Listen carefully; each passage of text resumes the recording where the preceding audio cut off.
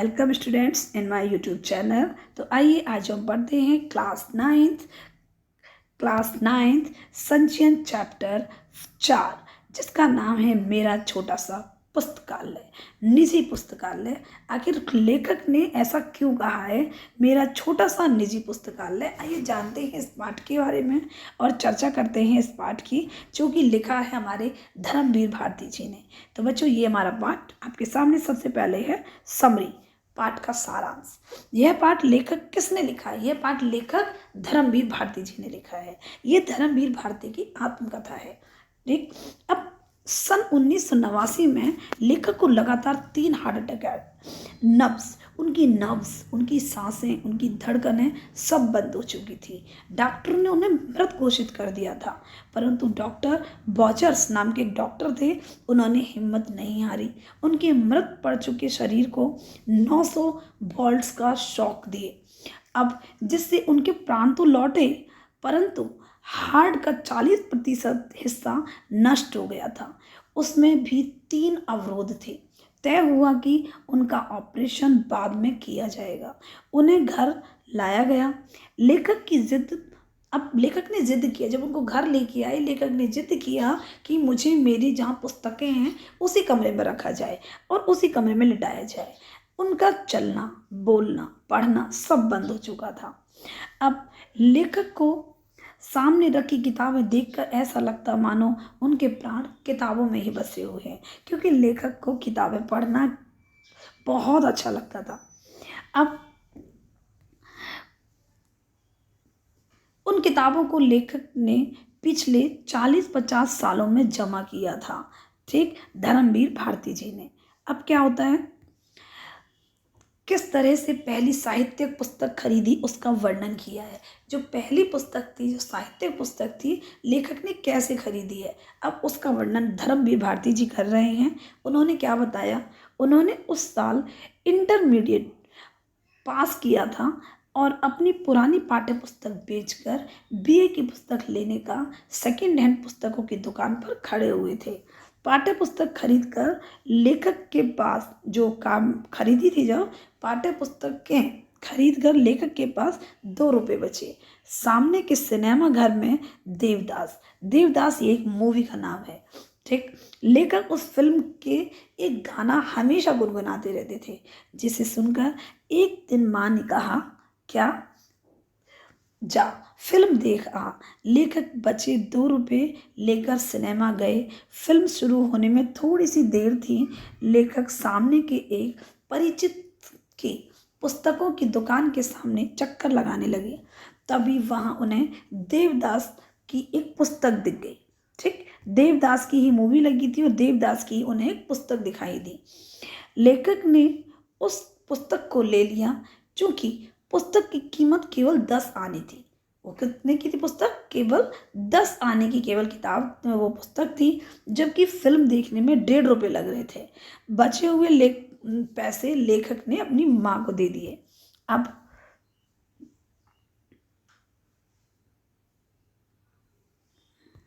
क्या होता है, ये जब पैसे दे दिए मामा को, तो यह उनकी निजी लाइब्रेरी की पहली किताब थी। ठीक, साहित्यिक पुस्तक जो उन्होंने ली थी। उस समय आर्य समाज का सुधारवादी पूरे जोर पर था। लेखक के पिता आर्य समाज रानी मंडी के प्रधान थे ये एक इम्पोर्टेंट क्वेश्चन बन सकता है। और माँ स्त्री शिक्षा के लिए आदर्श कन्या पाठशाला की स्थापना की थी माँ ने। ठीक, पिता की अच्छी खासी नौकरी थी, लेकिन लेखक के जन्म से पहले ही सरकारी नौकरी छोड़ दी थी। किसने? उनके पिता ने।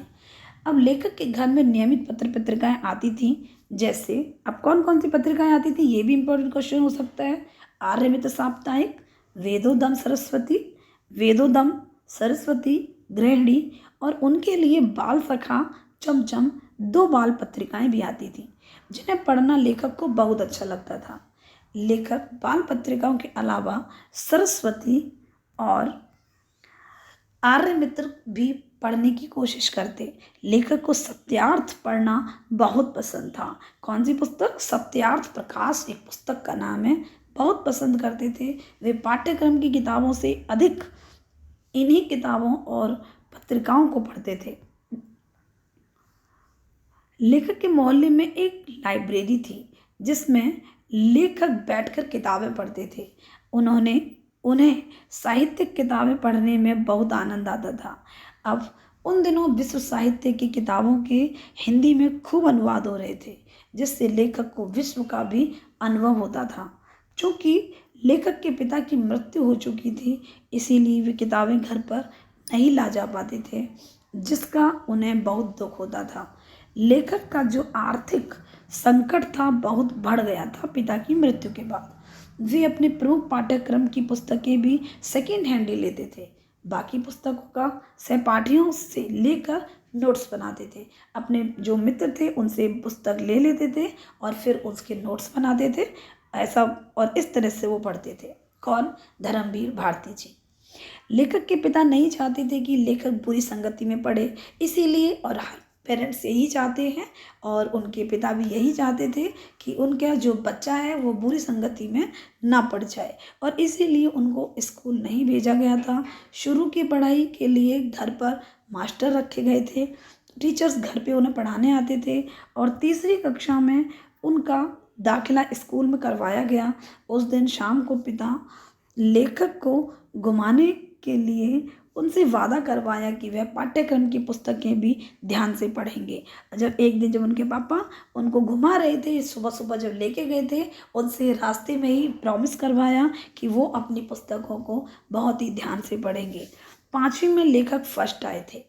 ठीक, अंग्रेजी में उन्हें सबसे ज़्यादा नंबर मिले थे।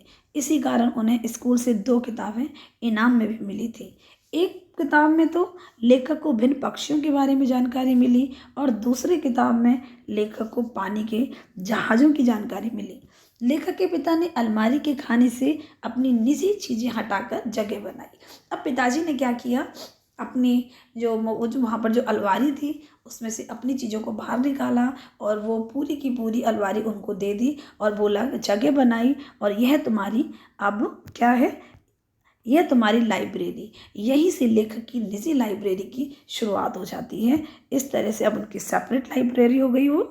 ठीक, आज लेखक की लाइब्रेरी में क्या क्या थे देखिए। उनकी लाइब्रेरी में उपन्यास, नाटक, कथा संकलन, पूरा कथा का संकलन, जीवनियाँ, संस्मरण और सभी प्रकार की किताबें लेखक के देश विदेश के महान लेखक और चिंतकों की कृतियों के बीच अपने को भरा पूरा महसूस करते थे। अब लेखक इतनी बड़े बड़े लोगों की किताबें, इतनी सारी जीवनियाँ, संकलन कथाओं का, उपन्यासों को देखकर वे सोचकर अपने आप को बहुत ही भरा पूरा महसूस करते थे।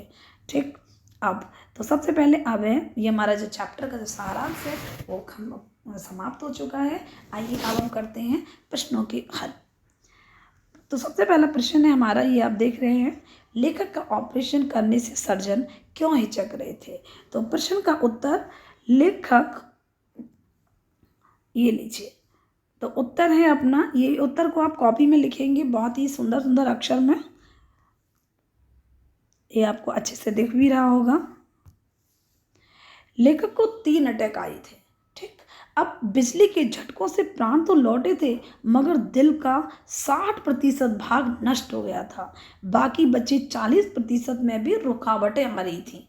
सर्जन इसीलिए हिचक रहे थे, भाई इतना कुछ जब उनका डैमेज हो चुका है हिस्सा, शरीर का हिस्सा, तो और जो चल रहा है उसमें भी बहुत सारी रुकावटें आ रही हैं।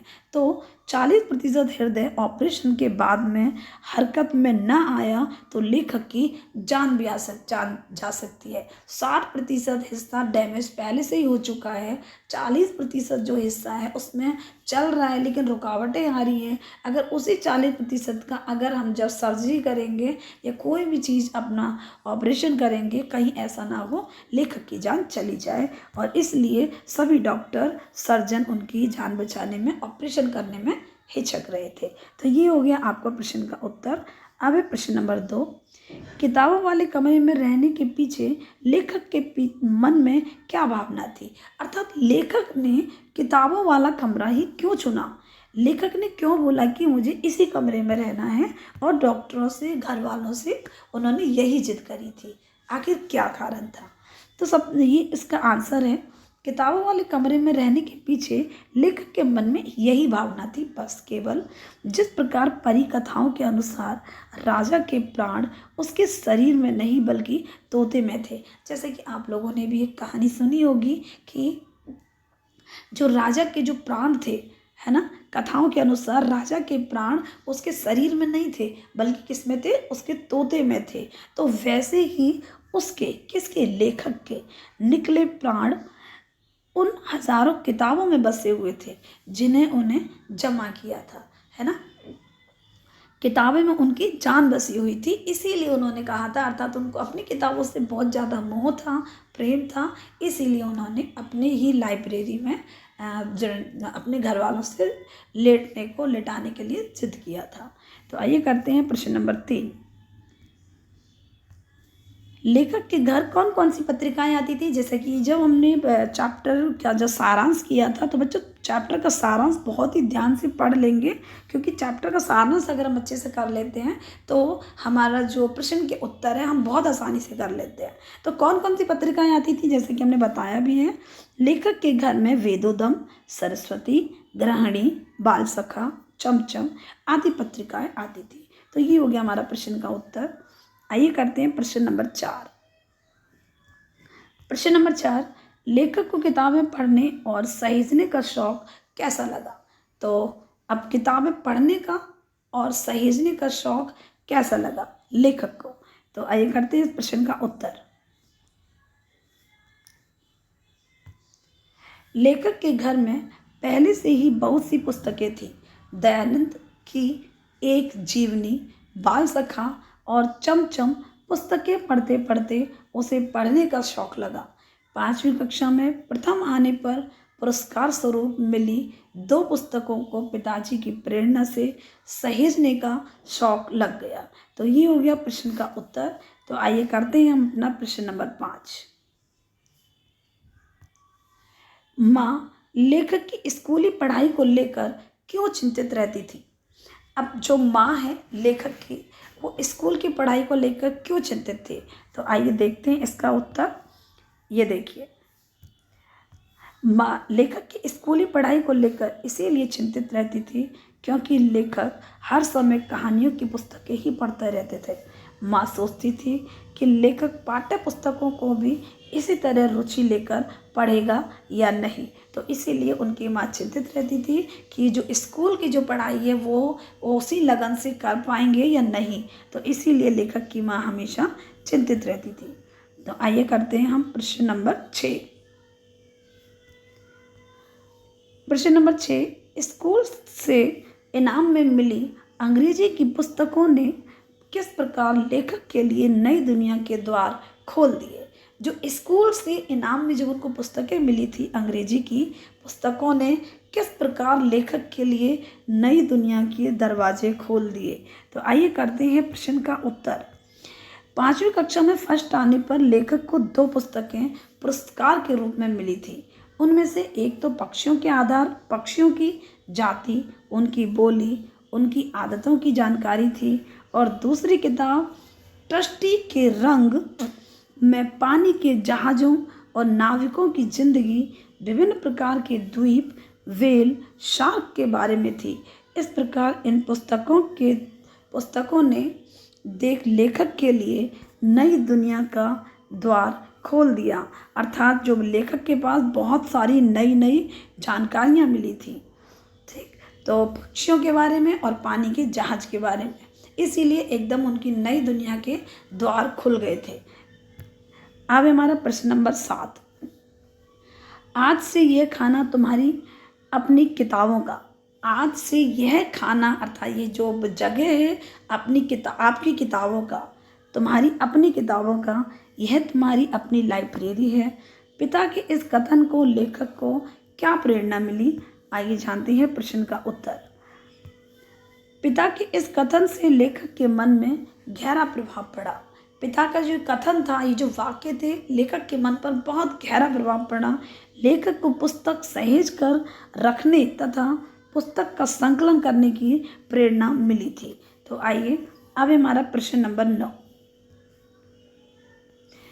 इन कृतियों के बीच अपने को कितना भरा पूरा महसूस करता हूँ, आज से स्पष्ट कीजिए।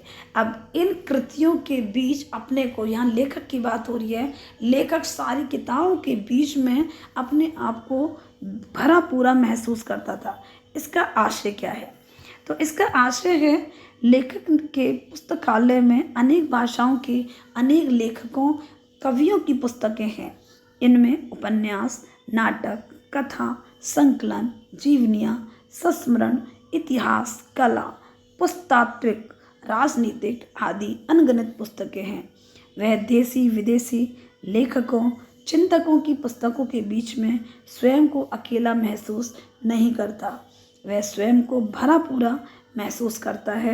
अर्थात जो लेखक के पास में बहुत सारा संकलन, बहुत सारा किताबें, उपन्यास, कथा, तो अनगिनत उन बड़े बड़े कवियों के बीच में, बड़े बड़े कहानीकारों के बीच में लेखक अपने को समृद्ध महसूस करता है, भरा पूरा महसूस करता है। तो बच्चों, ये हमारे सारे प्रश्नों के उत्तर हो गए। तो वीडियो को इसी तरह से देखते रहेंगे और आगे आने वाले चैप्टर्स भी आपको मिल जाएंगे। वीडियो को लाइक करें, शेयर करें और चैनल को सब्सक्राइब करना बिल्कुल भी ना भूलें। आपको संचयन का भाग और हमारा काव्यखंड, स्मृति, स्पर्श, संचयन और काव्यखंड, गद्यखंड, आपको सारे चैप्टर इस वीडियो पर मिल जाएंगे। और भी जो क्लासेस हैं उसका भी। तो वीडियो पर बने रहें, देखते रहें। नमस्कार, धन्यवाद।